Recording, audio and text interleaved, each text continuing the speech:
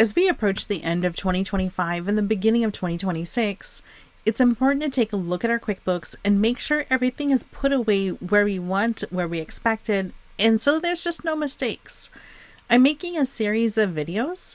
In this video, I want to show you how to look and make sure that you're being consistent with where you're classifying or coding your transactions.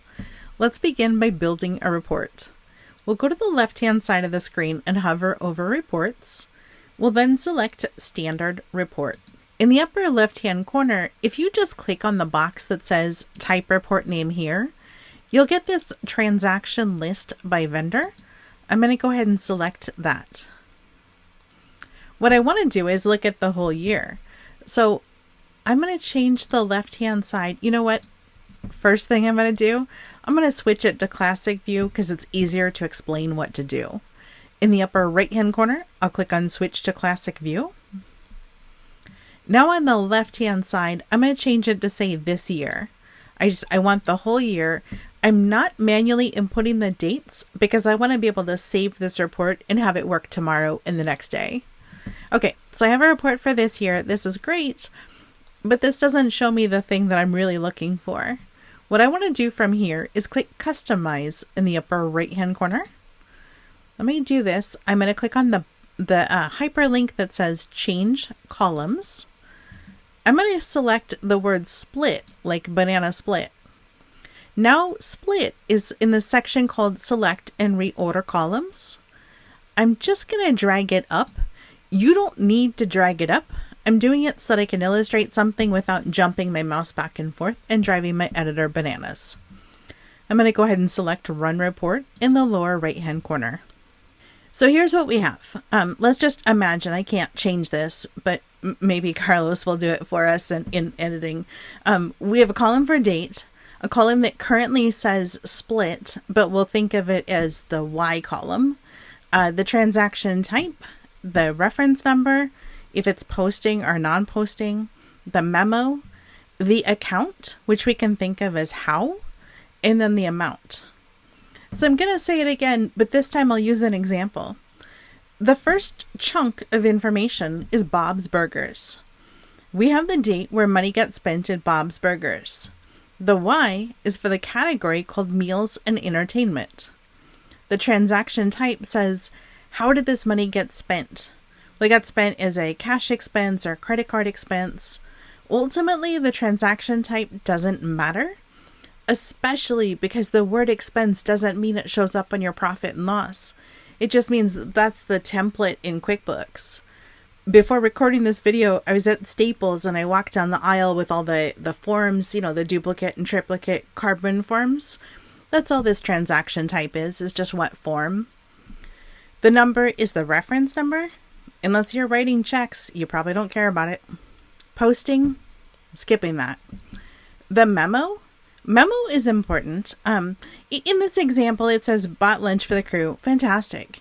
When I'm looking at the memo, I'm looking for any indication that it says gas station, but I accidentally called it Bob's Burgers.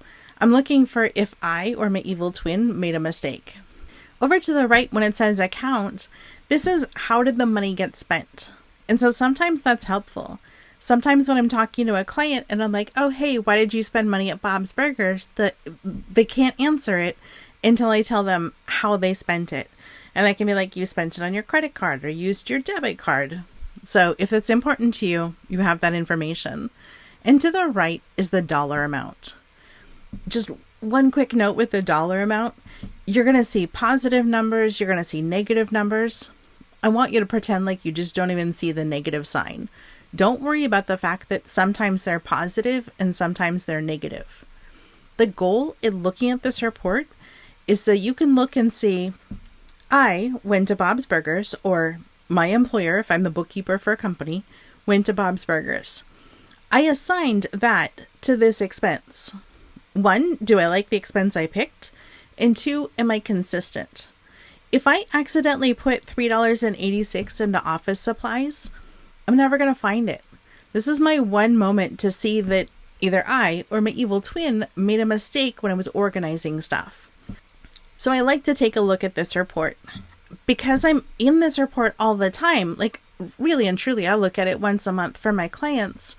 I save it. So save customization, you can say, review the spending for consistency, right? Call it anything you want. Click save. Now this report, it magically appears when you go to reports and custom reports. It's going to be this one. You can just click on it. You can look at it. I really and truly just look through here and I'm like, okay, chins, gas, and oil, fuel, repairs and maintenance. Hold on. But then I look and I'm like, oh, it's $185. And if this was my business, I would remember that, yes, I really did pay for maintenance and it's correct, even though it's inconsistent. It's just me giving myself a chance to look at it. In real life, I'm looking at it before the business owner does so that I don't embarrass myself.